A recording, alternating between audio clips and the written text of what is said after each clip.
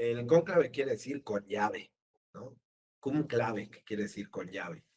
Y no siempre la Iglesia Católica tuvo esta figura del cónclave. Esta es una figura que se formaliza hasta el año 1274 con el Papa Gregorio X. Y precisamente porque antes, cuando eligieron al Papa Gregorio X, sucedió que había un proceso que se conoce como el largo proceso de Viterbo,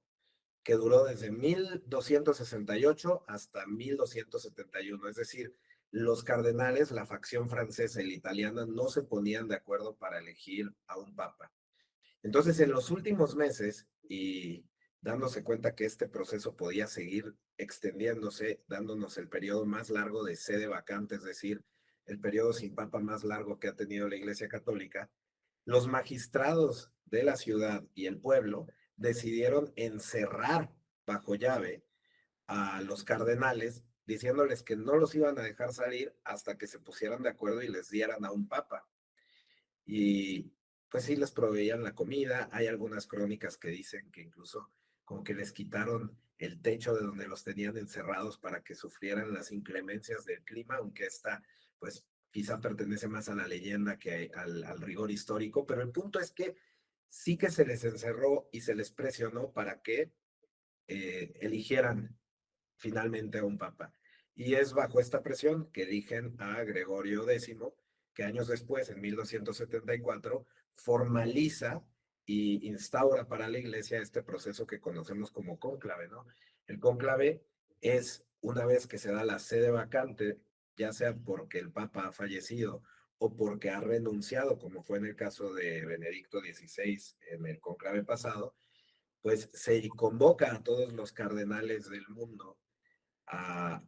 a realizar estos procedimientos. Por lo regular se dice que tiene que suceder 15 días después del fallecimiento o la renuncia del Papa y no más de 20, aunque Benedicto XVI permitió que pudiera adelantarse el proceso en caso de que ya estuvieran todos los cardenales ahí. Eh, no todos los cardenales participan formalmente en el cónclave porque únicamente tienen acceso los que al día de la sede vacante tienen menos de 80 años. Sin embargo, antes del cónclave hay algo que se llaman las congregaciones generales y ahí sí que pueden participar todos los cardenales, incluidos los que rebasan esta edad, y es una serie de reuniones en donde intercambian sus apreciaciones sobre las necesidades de la iglesia en el mundo, sobre las conveniencias, sobre el tipo de perfil que se buscaría antes de iniciar el cónclave, que es ya este proceso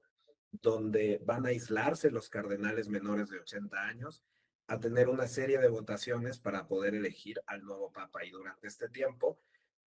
simbólicamente, pero con llave, ellos tienen que estar en una situación de aislamiento, no se permite contacto con el mundo exterior durante este proceso. A ver, el colegio cardenalicio, pues por lo regular se compone por obispos que han recibido este nombramiento para ser los consejeros del Papa y posteriormente los electores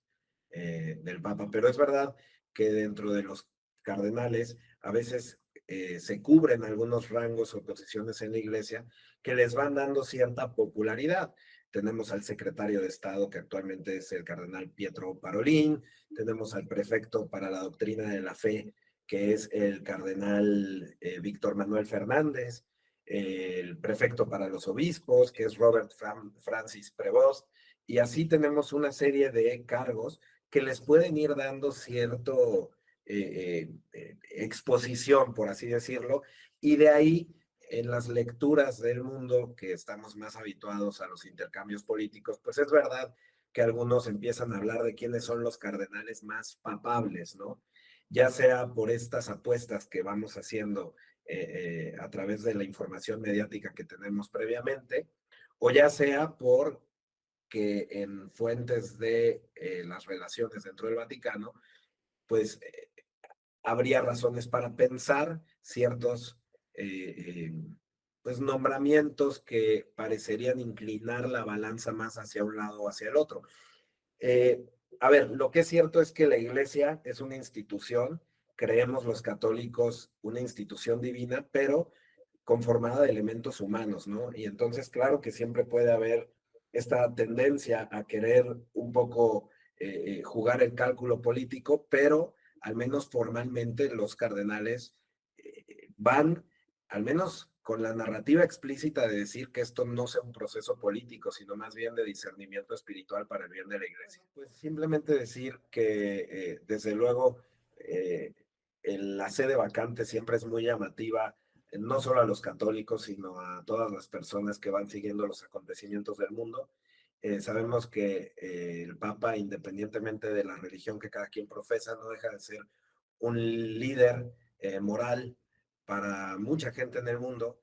y a veces se puede caer en la tentación de querer meter estos procesos en una visión reduccionista meramente como de lucha política, ¿no? De derechas contra izquierdas, de conservadores contra liberales, tratando de ver estas líneas en la iglesia. Desde luego yo como católico creemos que hay una realidad sobrenatural y sí creemos que hay una asistencia del Espíritu Santo para, para permitir, voy a usar esa palabra en lugar de, de, de una más determinante, pero al menos sí para permitir que pueda haber un sumo pontífice que responda a las necesidades del contexto histórico y social que estamos viviendo. Entiendo que a veces es inevitable tratar de ver el influjo mundano y político en todo esto, pero creo que a los que hacen un análisis cada vez más profundo de estas cuestiones se darán cuenta que cuando tratan de encuadrar el mapa político en este tipo de cosas, no siempre se puede tener una lectura tan directa como es en otros ámbitos, ¿no? Entonces yo diría, bueno, a los católicos que sigan confiando en la fe que profesan y al resto del mundo que al menos no sean tan rápidos en juzgar estos acontecimientos, sino que dediquen una mayor profundización y una validación de lo que creen que está sucediendo, ¿no? Sería un consejo así a bote pronto que se me ocurre para terminar la entrevista.